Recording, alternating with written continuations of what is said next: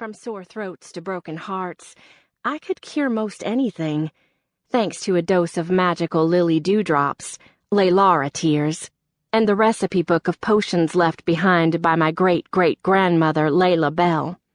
The customer bent to scratch Polly's head, and he flopped onto his back to playfully paw her hand. The big flirt.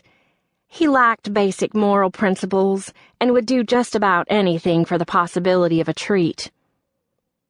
Another surge of warning tingles crept up my spine and spread to my limbs.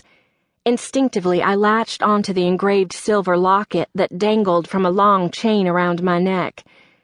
The orb was a protective charm given to me when I was just a baby, not to defend me from others, but from myself. Being an empath, someone who can experience another's physical and emotional feelings, was something else I'd inherited from Layla. The locket engraved with 2 entwined lilies wasn't foolproof, but in most cases it blocked other people's emotions, so I wasn't bombarded with everyone else's feelings. It was also something of a security blanket, offering me solace and comfort when I was troubled. Like now. "Feel free to browse around and let me know if you need any help," I offered, though really I just wished she'd walk out the door. I didn't know what had kindled my witchy senses, but those warnings were rarely wrong. If she stuck around, I had to prepare for the proverbial anvil to drop on my head. The woman lowered her sunglasses a fraction and peered at me over the dark rim. "Will do." A flash of recognition sparked within me but didn't flame. I had the feeling I knew her somehow, yet I couldn't place her for the life of me. She certainly wasn't local. "Nice shop you have here," she said, her slow cadence that of a cultured Southern belle, one who'd been raised up prim and proper.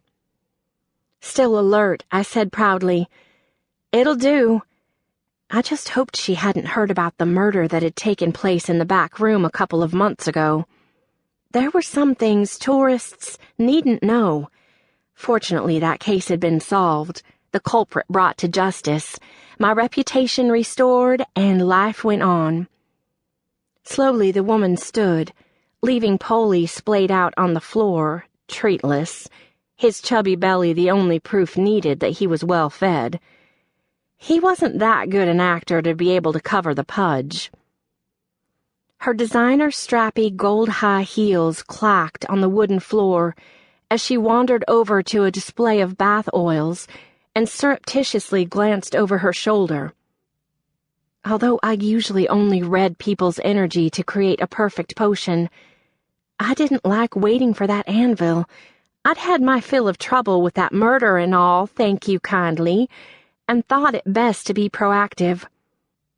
I let go of my locket and let down my guard to feel what she was feeling. I sensed no menace toward me at all, so the danger swirling around was most likely due to the same reason her anxiety level was through the roof. Her stress coursed through my veins, increasing my blood pressure as surely as it did hers. Taking hold of my locket again, I let out a breath. If she were interested, I had some calming cures and sleeping potions that might soothe her a bit. Temporary fixes to an obviously bigger issue, but helpful nonetheless. As she continued to wander the store, browsing, touching, perusing, and generally acting suspicious, I eyed the big fancy bag on her arm and wondered if she was a shoplifter. Over the years, I'd learned that they came in all shapes, sizes, and pedigrees. When she picked up a handmade soap, I walked over to keep a closer eye on her and said, "The lilac is nice." Sniffing a bar of honeysuckle soap wrapped in a muslin bag and tagged with a custom label, she said, "I prefer the honeysuckle myself. It brings back sweet memories." Clear polish coated her short, professionally manicured fingernails. She wore only one ring, an enormous pink star sapphire.